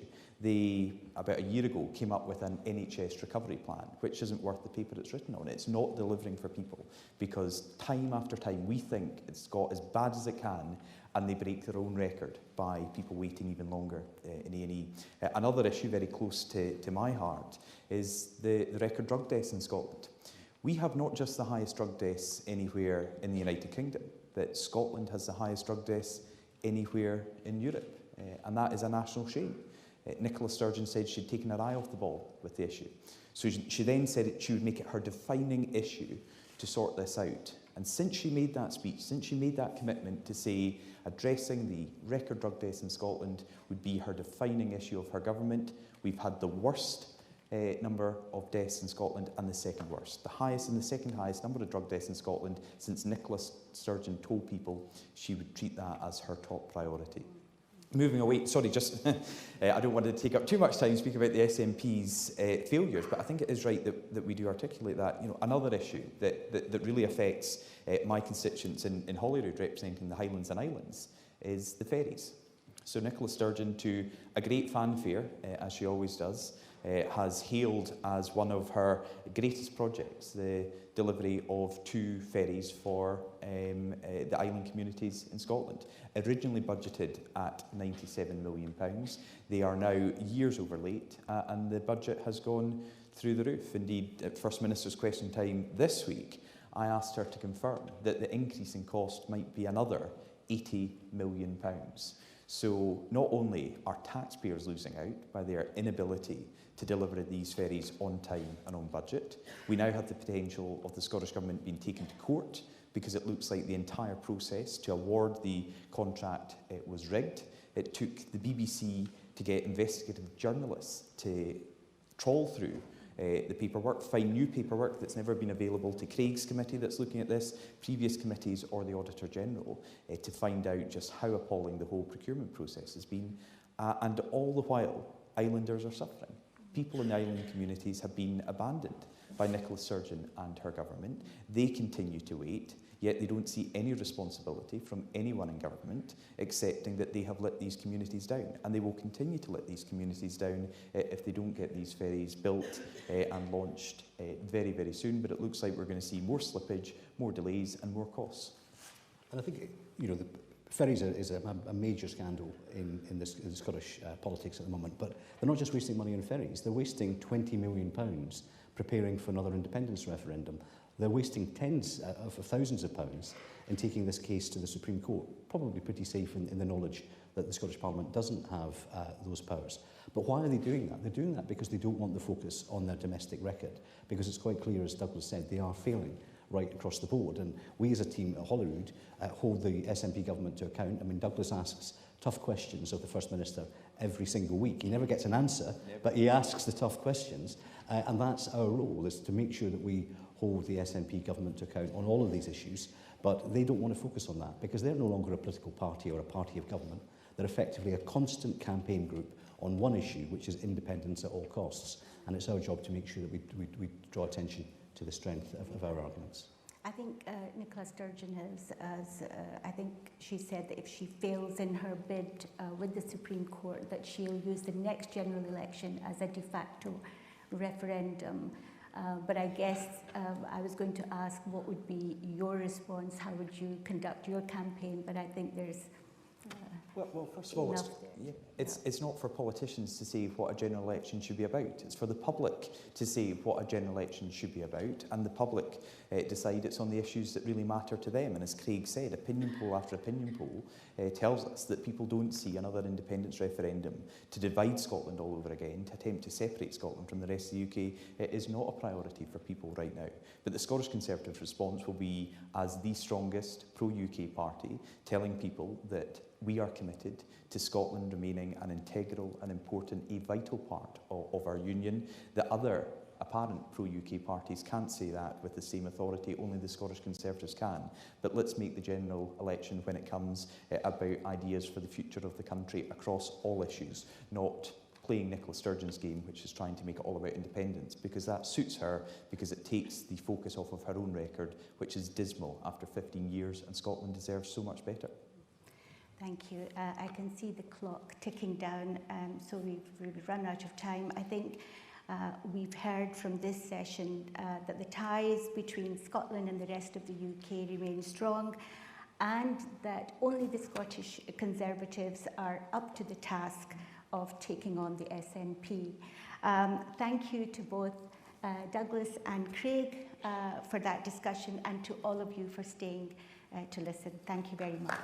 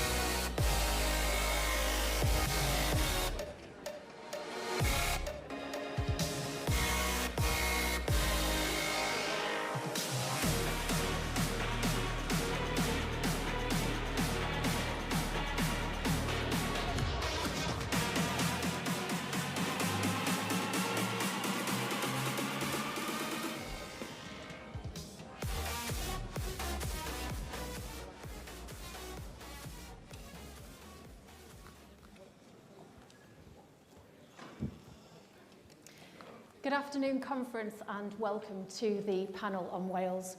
I'm Joanna Swash. I'm CEO of a Welsh business, Moneypenny, growing both in the UK and in the US. And with me here today is Robert Buckland, the Secretary of State for Wales, and of course, Andrew R.T. Davies, leader of the party in Wales. Let's hear from the Secretary of State first.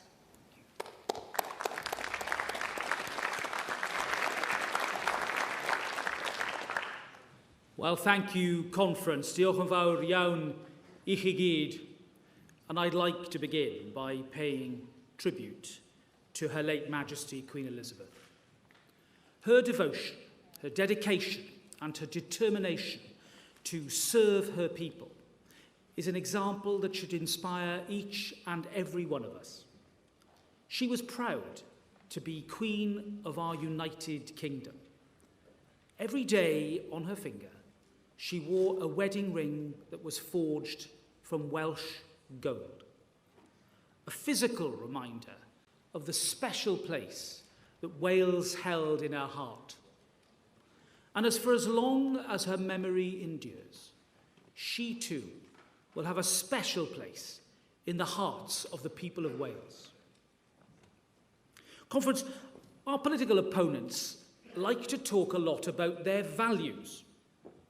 Mr. Drakeford loves to proclaim that Labour values, an overreaching state and a managed economy, are Welsh values. Mr. Price thinks that the people of Wales value independence above all else. Well, I think that we know that they are both wrong.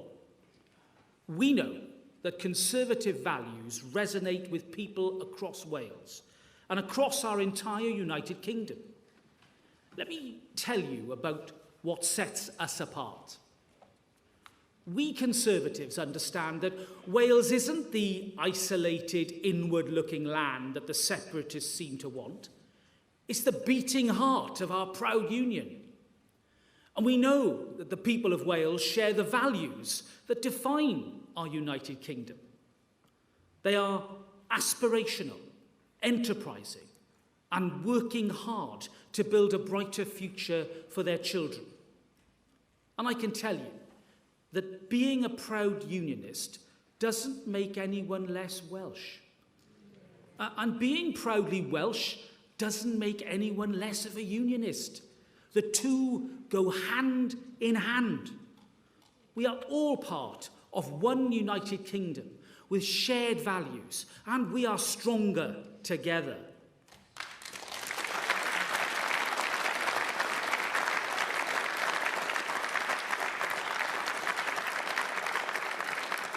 Conference, in the Senedd, Labour have gleefully jumped into bed with Plaid Cymru, a party more focused on stoking division and ripping apart our union than delivering for Wales, and rather than focusing on the people's priorities, like delivering the M4 relief road that Welsh businesses and families are crying out for, this dysfunctional duo are hell-bent on creating a larger Senedd, packed with even more politicians paid out of the public purse. More politicians? If that's the answer, then, Conference, I have to ask, what on earth was the question? Their plans are expensive, out of touch, and designed to fan the flames of separatism.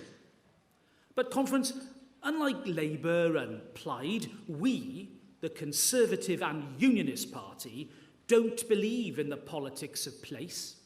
We believe in the politics of people. Instead of having to elect more and more politicians, we know that what the people of Wales want is to be able to start their own businesses, to own their own homes, and to see their communities flourish. We know that they share precisely the same dreams as people right across our union. And we know that pro-growth, pro-business policies can create a better tomorrow for Wales. Lower personal taxes will allow the people of Wales to spend more of their money in Wales. And lower taxes on businesses will allow Welsh companies to invest more of their profits in Wales. And our free ports and our investment zones will attract the businesses, the technology, and the jobs of the future to Wales. We also understand what the people of Wales want from the United Kingdom government. A hand up, not a handout. In 2019, faced down by a conservatism that was committed to levelling up communities right across our great union, Corbyn's Labour lost votes and lost seats in Wales. As Wales elected 14 Conservative MPs, the highest number in more than 30 years. Now, this blue tide has long been rising. And as this Conservative government delivers our plan to galvanise growth, I believe that it will rise higher and higher across Wales. Conference, our national programme will kickstart growth, but it must be reinforced by giving communities across Wales the tools that they need to harness it. And that's why our almost £600 million shared prosperity fund is delivering for communities in Wales. This money will be invested by local leaders who know their communities inside out. And what's more, we're using our freedom outside of the EU to bring a free port to Wales for the very first time.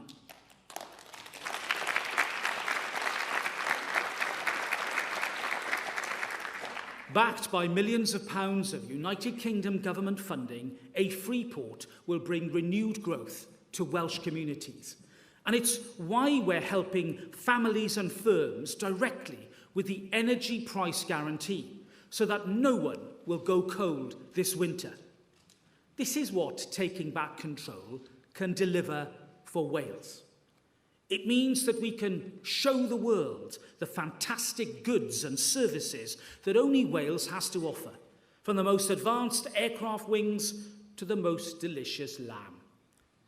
In conference, I want to finish by saying to those who might be losing faith, not just in Wales but across the country, that this Conservative government will deliver the growth and the prosperity that is only possible in a strong United Kingdom.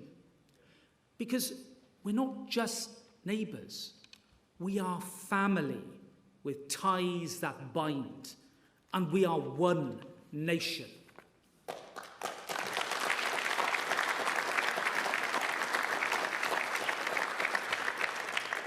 And conference, it is only the Conservative Party that can deliver this vision for a more dynamic, more prosperous, and more connected United Kingdom. Thank you very much. Diolch yn fawr iawn.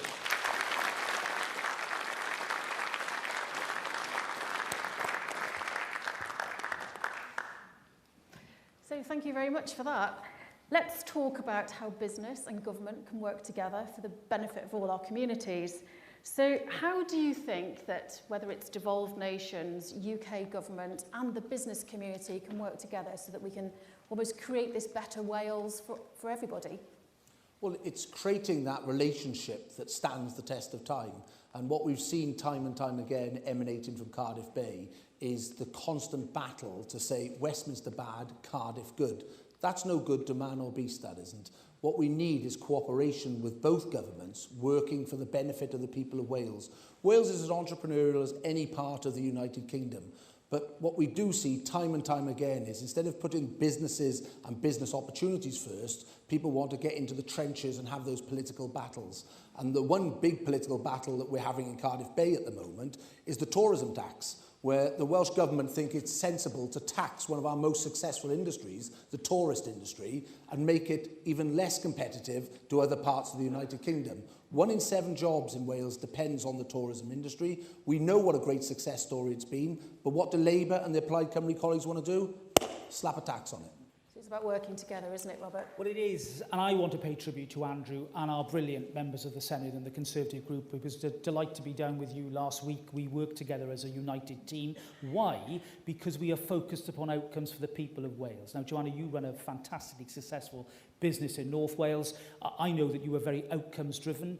I believe that there are businesses and households right across our country who want politicians to deliver. They don't want the squabbles, as Andrew quite rightly says. They want us to be grown up and constructive. That's what they'll get from a Conservative government.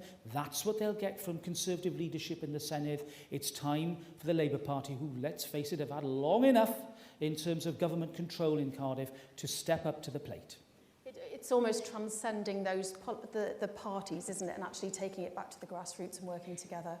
Well, entirely right. I think you, from your perspective, really get it, and I think that people in Wales get it as well. Let's talk about investment zones. So we're based in Wrexham, and there's been significant investment really into our football club, for example, and we've seen that celebrity cash coming in. And the difference it's made to the town is palpable. There's a huge sense of pride. And that almost, for me, means that we can get that kind of community feeling, can't we, about being an investment zone and being somewhere that people could be proud of, investing in their local communities. How do towns and cities across Wales start to become a real player in the investment zone debate? Well, I think it builds on what we talked about in our opening remarks about the relationship between, obviously, the Westminster Government and the Welsh Government. I can see in the front row Virginia there, I can see Sarah there as well, from Wrexham and Ynysmore respectively. Obviously, with Wilver and the proposals around Wilver, the free ports that we're talking about as well, coming by joint working, in fairness, to both governments. And equally when it comes to MOD spend in Wales, because Sarah's recently just been made a minister in the Ministry of Defence, which is an excellent route into Ministry of Defence for the footprint of the military in Wales. Wales, which has traditionally provided more service personnel than its population, 8-9% of staffing in the MOD comes from Wales. It's about building those strong relationships so that instead of just saying, because that's a Westminster initiative, such as investment zones, we're not going to touch them. They are going to be the vehicle to bring that investment into deprived areas that obviously haven't had the traditional investment that maybe the M4 corridors enjoyed over the years, and building on that strong platform of the initiatives that the Westminster Government will be bringing forward. How do you think businesses themselves can actually play their part and help drive that need for investment zones? I think it's essential. If we're going to do this, we've got to do it with business and with communities, not for or to communities. And, Wrexham, it's great to see Wrexham becoming a city. It's really establishing not just its historic role, with its great football club and all the history that we know about Wrexham. It's forging a new future. And I think that's exciting. And I think the investment zone concept really helps harness that concept of ambition. And I will be more than happy to work with the Welsh Government to make sure that we can deliver this. The free ports model actually has been a pretty good prototype. We've developed a prospectus which is now out there, and the process has carried on right through the summer and will come to fruition in the next few months. We've got a model that works. As Andrew says, it's now up to the Welsh Government to work with the UK Government and, of course, local authorities as well in Wales, which we're working with directly in order to deliver the sort of success that our communities, particularly our left-behind communities, are looking to us to achieve. Talking about football for a moment, you know, Wales back in the World Cup as well, so for the first time in how long? Well, 64 years, 1958. I'm too young to remember it, but let us hope that we go beyond the quarterfinals, where I think it was Pele who stopped us last time. So let's see what happens in November. Good football knowledge there. So, you know, it's all part of the levelling up conversation to me, isn't it? Investment zones, communities working together, businesses kind of leaning into that in the environment. What are the latest conversations in Wales on levelling up?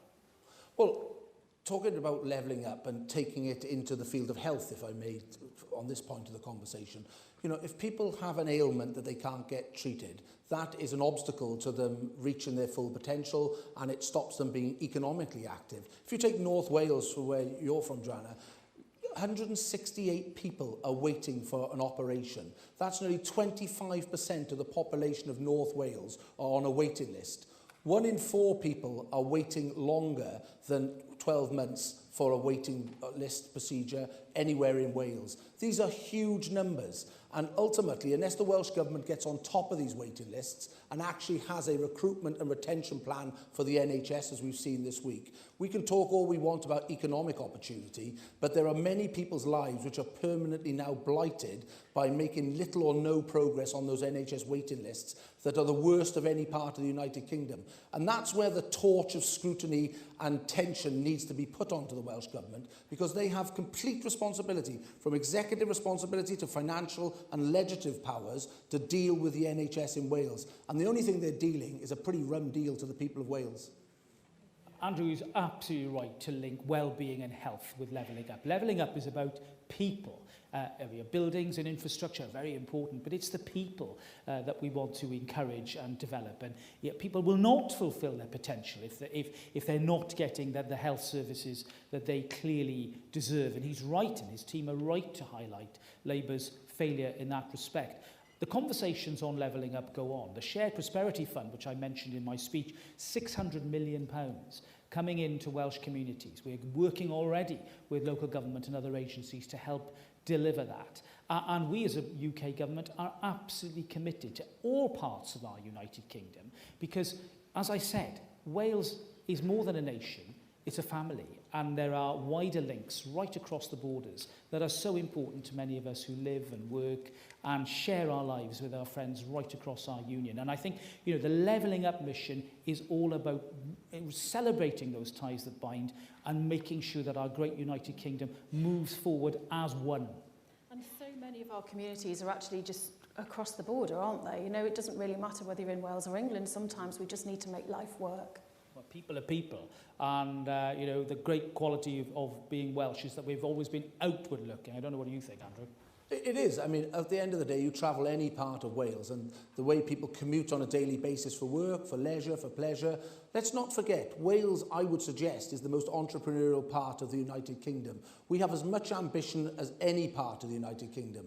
What we have is a government that is moribund of ideas and moribund about supporting business in Wales. And as I said in my opening remarks, their answer to supporting business is to slap a tourism tax on one of the most successful parts of the business enterprise zones that we have across the length and breadth of Wales. And if you want to speak to any operator who will tell you the consequences of their actions, speak to Ashford Price in Danerogo Show Caves, the national show caves of Wales, who's actually banned Mark Drakeford from visiting.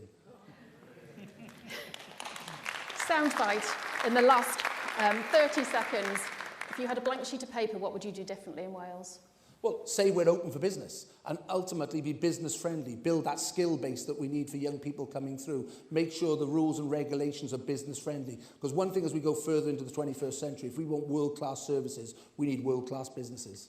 Fantastic. Thank you. Robert? Andrew's absolutely right, and in our plan for growth, that is precisely what we want to see in Wales and across the UK. Gigabit broadband would be my big push. I think it's vital if we're going to have connectivity for our United Kingdom. We need connectivity for the communities across Wales. Thank you both so much. Andrew R.T. Davies, Robert Buckland, Secretary of State for Wales and Conference. Thank you. It's been a pleasure.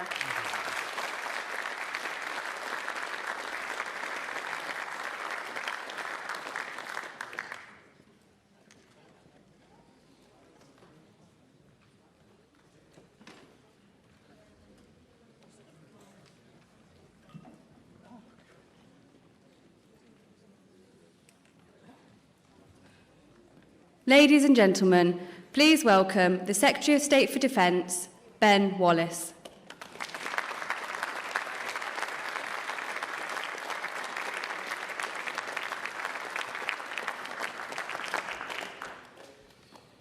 Good evening, Conference. I'm delighted to be here today in Birmingham. It's been great to come back to here since 2018. It's been even nicer to have a musical accompaniment from the people outside who think we should gather today with a theme tune. The amazing thing about Birmingham is it's Britain's one of its great cities and an outstanding example of the rich fabric that makes up our country. You know, too often politicians and journalists think the world starts and stops in London. Andy Street and his excellent team here in Birmingham demonstrate quite the opposite. And as a Lancashire MP, I'm truly grateful for the work started by Boris Johnson to level up this country. I know that our new Prime Minister is equally dedicated to continue that mission. But as we gather today for the start of our conference, I want to start by first of all paying tribute to the late Queen. The motto of the Royal Academy Sandhurst is serve to lead. In it lies the key to understanding that to be a leader, you must put your soldiers' needs before yourself. You must be selfless. Our late Queen was the very embodiment of that motto. She put her subjects before herself. She put her duty to them before her own needs. The men and women of the armed forces knew that and were inspired by that.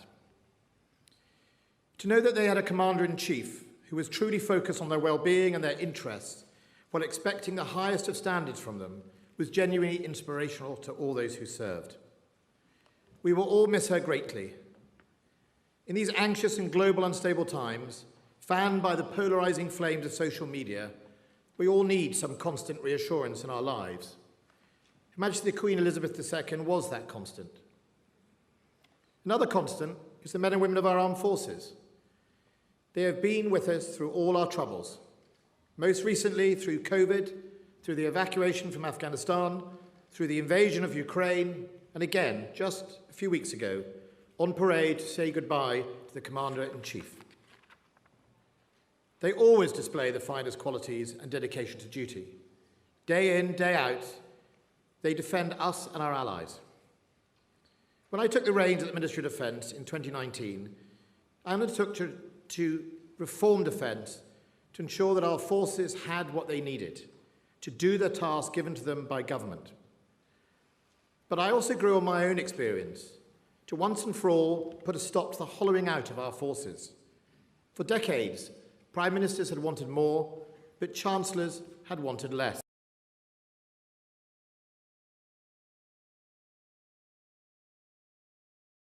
But inside struggled with ammunition stocks, kit maintenance, ship availability, and low living standards. In short, I was determined that whatever funding we got, we spent it making sure that it could deliver a ready, deployable force, well equipped, well armed, and well trained. With any new funding, the priority would not be shiny new toys, but fixing what we had first. Only then could we embark on funding to invest for the new and modernisation. So I put the challenge of being a threat-led and modern armed forces at the heart of a 2020 Defence Command Paper. Boris Johnson shared that view and handed us the biggest settlement since the Cold War. He recognised that we needed to invest in our armed forces and not to manage decline. And Liz Truss, our new Prime Minister, has gone even further and done what will be needed to finish the job. When she was Foreign Secretary, she knew what the threats were out there and she knew the influence that Britain's armed forces delivered around the world. But she also knew that defence can't live on historical reputation alone. It needed real investment for the first time, a government that would move it up their priority list. The Prime Minister's pledge to invest 3% of GDP by 2030 is what we needed to keep this country and our allies safe. Liz Truss knows that it's not a discretionary choice, but a necessity. The instability and security we see around the world will not go away by itself. On Friday, President Putin illegally annexed part of Ukraine, another European state. To accompany this occasion, he delivered another tirade at the world. He did this at his very moment his own poorly equipped troops, appallingly led, were being routed from the east of Ukraine. As countries around the world condemned his actions, he attended a concert, cheered on by bussed-in crowds. Ridiculous as his homophobic, anti-West rants were, what he didn't say was just as interesting.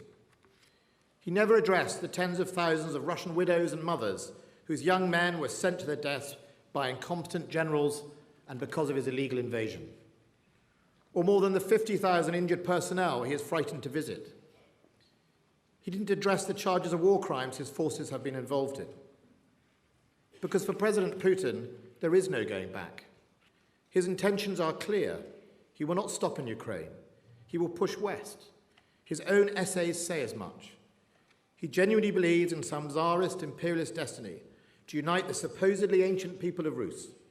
By all the means at his disposal, he seeks to pursue ethnic nationalism in a way we haven't seen since the 1940s. Be under no illusion, he is dangerous. Ukraine says they are fighting not just for themselves, but also for us. And they're right. It is why we must stand strong beside them. It is why we must not let brutality and disregard for human rights triumph over the values of all we hold dear. And our response matters, because the world is watching. The question some will be asking is, does the international community have the determination, the unity, and the resilience to stand up for each other and for the rule of law? Well, to date, the answer is a clear and a resounding yes. In February this year, the day after Russia's invasion, I held the first international donor conference on Ukraine to coordinate military aid. We had 25 countries in attendance from across Europe, and that rapidly grew to 35. And the aid to Ukraine is not shrinking, it is growing. Last week, I visited Ukraine again to see what more we can do. Despite the attacks, they are strong and they are winning. I'm proud to say that the British weapons, like the NLAWs, are helping to make a real difference. But as well as British hardware, we are helping with our training as well. We committed to training 10,000 Ukrainian troops this year, and we are supported by Danes, Finns, Swedes, Norwegians, Dutch, Canadians, Estonians, Lithuanians, and New Zealanders, all here delivering for this challenge. And I'm pleased to say that we are committed to training next year a further 20 or 30,000 troops as required. President Putin must see the folly of his invasion. His army is broken, his international reputation is shattered, and Russia's standing in the world is lesser than it was. His errors are strategic. Instead of discouraging NATO, he's pushed Sweden and Finland to join it. No one made them, but seeing Russia's behaviour change the long-standing positions of two countries who for decades were wedded to neutrality. I'm delighted they're now joining NATO, but how unnecessary his invasion has been, and at a cost of huge suffering to all in Ukraine and wider. But Putin's reactions are wider than just Ukraine. His reach goes further. This week, we saw the mysterious damage inflicted to the Nord Stream pipelines. And it should remind us of all how fragile our economy and infrastructure is to such hybrid attacks. Our intent is to protect them. Our internet and energy are highly reliant on pipelines and cables. Russia makes no secrets of its ability to target such infrastructure. So for that reason, I can announce we've recently committed to 2 specialist ships with the capability to keep our cables and pipelines safe. The first multi-role survey ship for seabed warfare will be purchased by the end of this year, fitted out here in the UK and in operation before the end of next year. The second ship will be built in the UK, and we will plan to make sure it covers all our vulnerabilities.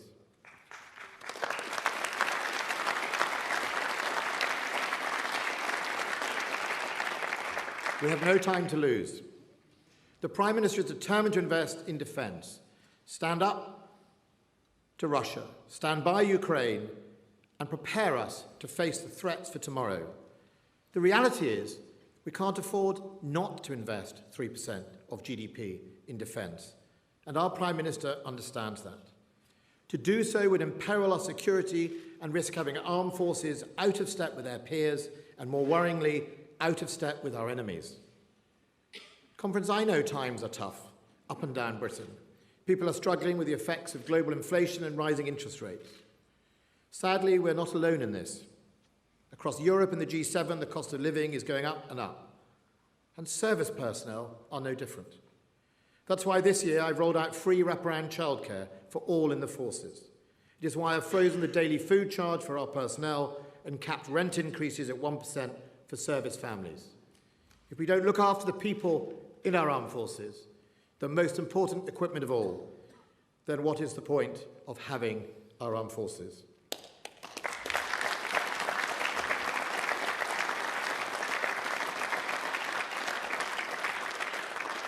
As well as helping with the cost of living, the Ministry of Defence is one of the key drivers of economic growth across the UK. We support 219,000 private sector jobs with more than £20 billion of investment in equipment and support every year. Here in the Midlands, in Telford, we're making the new Challenger 3 turrets and Boxer armoured vehicles. And in all, defence spending contributes to over 400,000 jobs in this country right across the Union. We're building ships in Scotland, manufacturing armoured vehicles in Wales, and assembling the now world-famous NLAW anti-tank missiles in Northern Ireland, bringing new jobs, investment and opportunities to every part of the United Kingdom. There is more to do. Conference, for those who think that the solution is to turn to Labour, however, I would say that now is not the time to deploy Captain Mannering and his platoon to help with our nation's defence. You can see the Labour Party now, Captain Keir Mannering, marching around his bunker in Islington, with Sergeant Blair Wilson whispering in his ear and Private Corbyn Godfrey telling us how doomed we all are. But you know, Mr Starmer, investing in defence and supporting our troops requires a lot more than waving a Union Jack. You have to actually fund them. You have to actually recognise that as the threat changes, so must the investment. In the world we live in today, there's no place for Labour's Home Guard amateurs. So, Mr Starmer, will you match the Prime Minister's pledge of 3% of GDP by 2030? Will you put your money where your mouth is? And before I end, I want to pay tribute to my team at Defence. I've been incredibly lucky as Secretary of State to have had such excellent ministers. I want to thank Jeremy Quinn, Leo Doherty and Suzanne Webb for the work they have done.